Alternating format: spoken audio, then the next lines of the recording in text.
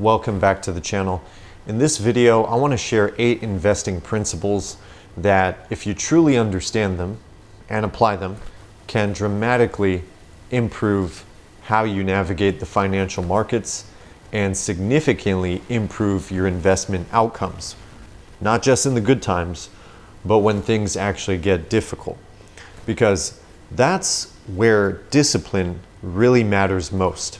Everybody's a genius in the bull market when prices are going up, but what you do when times are challenging will really determine how good your outcome is. And quite frankly, the big players on Wall Street, the big financial institutions and the investment banks aren't exactly eager for the average retail investor to fully understand these principles at their core. Not because they're secrets, they're not.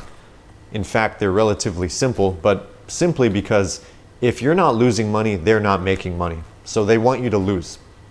And if you understand and internalize these principles and these rules and apply them, something important changes in how you look at markets and your thinking. You stop reacting like the crowd and you start making progress because now you're thinking like a professional who is consistently staying one step ahead.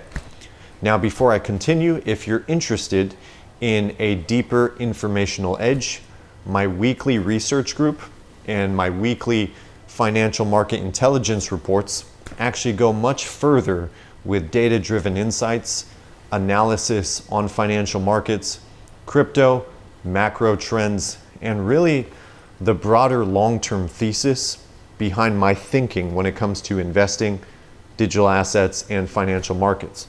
If you're looking for that kind of deeper perspective, you can find the link in the description below. Now we'll start with the first rule. This may seem obvious, but too many people get caught off guard with this one. Never put yourself in a situation or in a position where you're forced to sell your assets after a major hit just because they're down. You have to understand market turbulence is completely normal.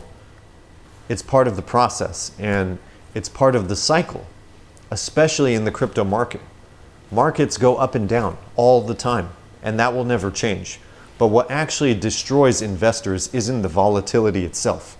It's being unprepared for it when it happens. And when it does happen, you end up making irrational decisions because you're being emotional.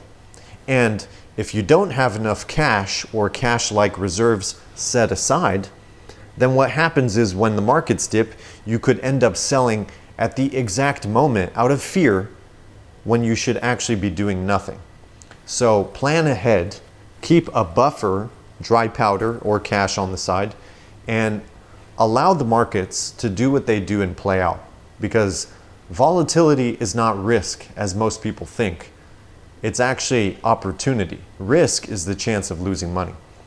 The second rule, avoid chasing all these market short-term ups and downs.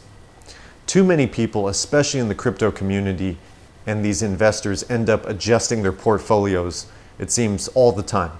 Chasing daily noise, trying to jump on a new trend instead of having a coherent long-term strategy. Unless you're a day trader or an active swing trader, you don't need to adjust your portfolio all the time. Just keep it simple. Making short-term decisions with long-term capital rarely ends well for a serious investor. And the truth is this: discipline, not activity, is actually what produces better results for an investor in the long run. So keep your focus on the big picture and stop worrying about the day-to-day volatility and price action and distractions. Third, never use leverage unless you're a pro. Be very cautious. Borrowing, we all know, can magnify and amplify your gains under favorable conditions, but it goes both ways. On the downside, leverage can completely force liquidations and wipe you out at the exact moment when patience was required. Margin calls, they don't care about your strategy or your long-term thesis. And that's exactly why so many retail traders in the crypto and stock markets constantly lose money and get wiped out all the time and blow up their accounts. So whenever possible, invest within your means strategically, and don't use leverage unless you're a professional. Simplicity is extremely underrated, so keep it simple. Fourth, this is also very important. Always have a clear plan. People never really have a plan in the market, and this is critical because without clear rules and guidelines, it's very easy to react emotionally when the market moves against you. But if you have a solid plan that acts like your roadmap, it basically anchors your thinking. You're grounded now. You have a plan, and it keeps you rational even when uncertainty rises and when things seem confusing in the short term. So have a plan. Fifth, understand that you cannot build any meaningful wealth over time without accepting some level of risk. Okay, risk itself isn't the enemy. It's managing risk, okay? So understand that. The real danger comes from taking excessive risk, excessive exposure at the wrong time or in the wrong way. So instead, focus on intelligent risk management.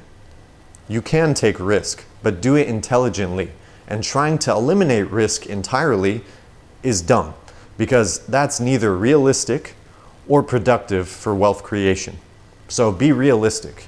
You have to take risk, but do it strategically and intelligently. Number 6, now this may sound cynical, but I'll be truthful with you. It's a statistical fact that the best investors learn to manage their own irrationality, and even more importantly, they learn how to benefit from the irrational behavior of others. That's the masses. I know it's cynical, but it's the truth. And markets are emotional systems. I talk about this a lot in the private groups, and they are a direct expression of human behavior. Markets constantly swing between fear and greed. And that will change, that will never change because humans will never change. People will always be people, and people will always be emotional. And if you can understand this and remain calm when others are panicking at extreme inflection points, whether it's extreme panic or extreme greed and max euphoria, then you will be in a much better position mentally and financially with your investments.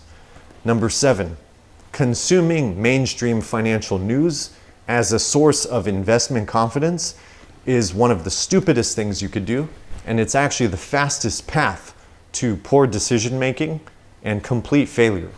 That's the truth, whether you want to hear it or not. And it's not because the information is always bad itself.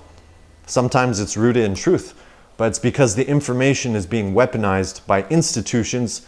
By the time it reaches the headlines, it's usually designed to explain what already happened, okay? Not to help the little guy out. And that's the truth. Understand that. And in most cases, the narratives and the headlines that end up misleading investors, what they're doing is creating liquidity for institutions that are already positioned much earlier. And that's the key. You have to understand that. So while the public enters late and absorbs the risk, institutions, smart money is getting out. And they want you to be a victim in this game. They don't want you to understand this. So you have to break free from that habit. And to do that, you have to understand the game. And lastly, if you have a clear framework and you're prepared, now you don't have to react to the positive headlines because you're positioned before the move happens.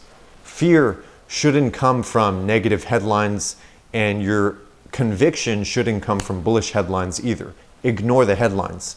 If you're relying on mainstream narratives to tell you when to act, when to be confident in an investment, you're already late. And most of the opportunity by that time has already passed and the window is closed. So remember that. And this is the final rule, the 8th rule that I want to give you. Common sense, but not so common.